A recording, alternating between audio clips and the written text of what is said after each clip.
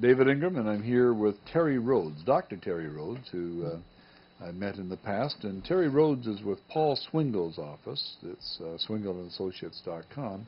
And Terry, you are working with Paul in his ADD, ADHD, and all the neurobiofeedback and so on. Yes. But you also have a special thing that you're doing that applies to all of us parents. What's it about? Right. So we are starting April 9th, Thursday. We're going to be having a parenting course. A parenting course. And yeah, it's kind of roughly applicable to ages about 6 to 12. We can do a little tailoring of it for teens or down to preschool, but it's mainly going to be in the elementary school range. So how many days is this going to be? It's going to be 7 sessions, 7 weeks. 7 weeks, Every 1 day a week, Thursday, or 2 days, Thursdays? In the evening, about 6:30 to 8:30 we're going. Okay, so this is down at the office in Melville? Right, we'll be right in Paul's office. Okay, and is there a cost associated with it? I mean, I imagine there is. There is. Actually, I don't have that with me. You don't have that with me? All right. Well, if somebody wanted to find out, all they'd have to do is phone Paul's office. Right, the if they call Dr. Swingle's number and the secretary, Elisa or Rita will be able to give them that information. And the number to get that is 604-608-0444. Have I got it right still? Exactly. 604-608-0444. Now, what are you going to cover? I mean, parenting course, what am I going to do? Should I have a problem child, or would I get something out of this if I think I got a perfect child? No, not at all. This is helpful for any parents. It's parenting is kind of the most essential thing. It's kind of from our heart, and all the tools that we can have for any of our kids are the most important. This is it's called the STEP program, not for STEP families, but a STEP is for sequential training for effective parenting. And I first taught this in 1978. So you've been doing it for 31 years? Well, off and on, yeah. And this has been a course, it's gone through a couple editions, and it's been so popular. The parenting manual for it is probably the most sold parenting manual in existence. It's been going on that long. Is this one where I bring my 7-year-old down with me, or? No, this is one where we're having the parents there. And then there's another one called Family Wellness, if people really are interested in having the whole family group together, that we could, at some later date, if with popular demand, we can do the family wellness. But this one is for the parents, first child, or number of children? Does it matter? Doesn't matter, yeah. So, and it's a very comprehensive course. It has a general philosophy, and then there's communication skills. Their communication skills section, in 2 chapters, they summarize the basic skills that you would get in a graduate counseling program, basically. And then there's a specific discipline technique that's called natural and logical consequences. So one of the, well, give me, I like that. Give me an idea. Yeah. My daughter's talking back to me. Is there something that would do in that? Well, let's see. So we always talk about who owns the problem. First thing is, parent owns the problem if you have a feeling that your rights are not being respected, or if some property is at stake here, being damaged, or what would be the other one? Would be if the kid is too young to really take responsibility in the situation, or there could be harm. So in this case, if you applied this, yes, you would be deciding if your rights are being respected by your daughter. There's another section called goals of misbehavior, and it's likely if you really think she's just trying to engage you in a power struggle, where kind of a maxim is parents don't win power struggles and you just don't engage. And you would tend to ignore her or go into some communication skills strategy.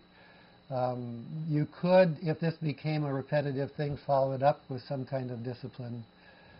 But in the beginning, we would just sort of think, where is she coming from? And then there's goals of misbehavior that we call attention, power, revenge, or inadequacy. And based on that, that would give you a handle of how you would want to start to interact.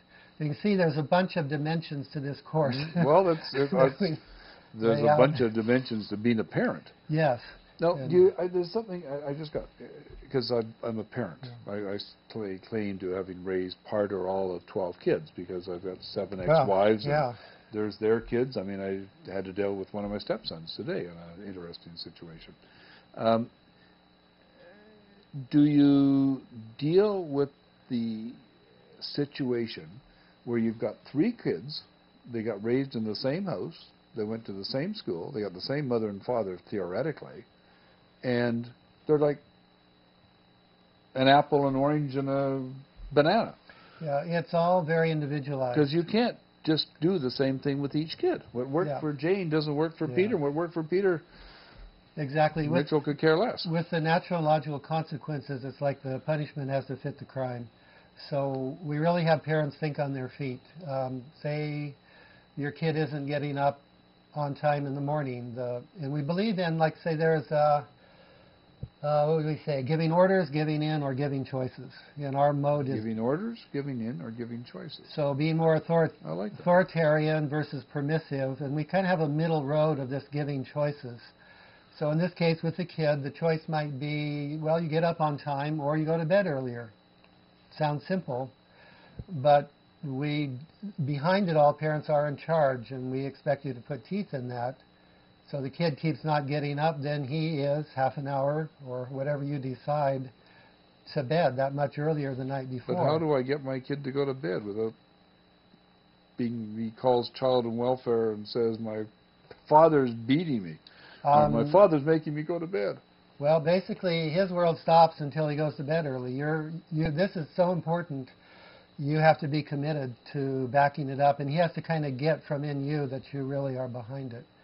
And so you're going to teach me how to do that. I never did figure that one out. There can be a training phase where some kids are going to fight you for 2 or 3 weeks when they're not used to going along with it. Okay.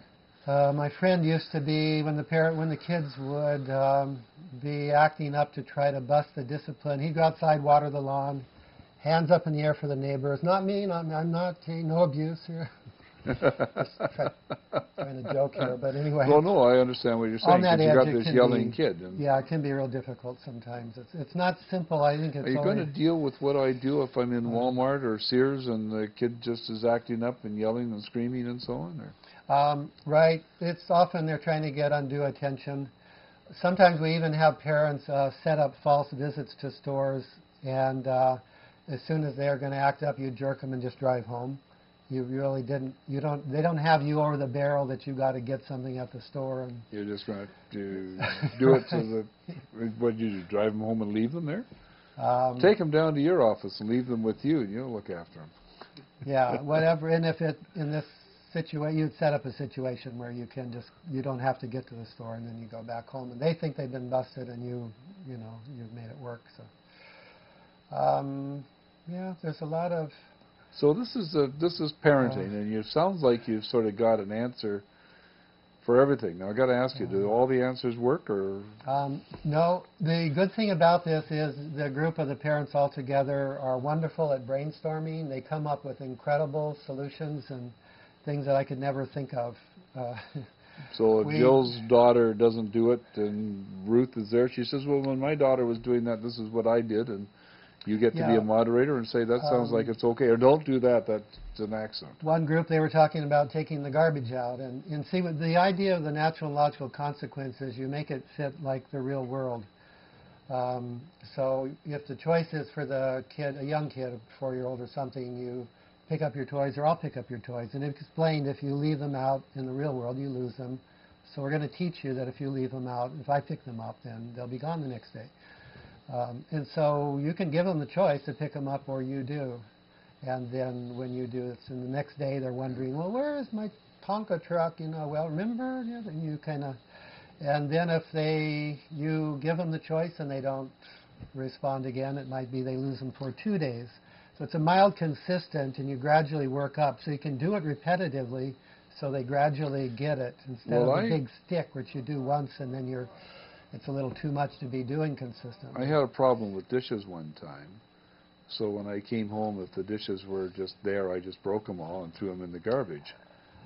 That could be, in And after- brainstorming, if you decide to go with that, then we let you do it and come back and report the next week. Well, it's actually seemed to work after I'd broken a couple of favorite dishes and so on, and Yeah. their favorite bowl was gone and so on. They started at least protecting their favorite bowl. Yeah, we've had parents with that. There's only so many dishes. Somebody's supposed to wash them. They're not. They stack in there. It's like, oh, no more dishes. I guess we don't eat tonight. Dad and I are going out to McDonald's, but you guys are going to have to figure it out. Well, we never got that far. So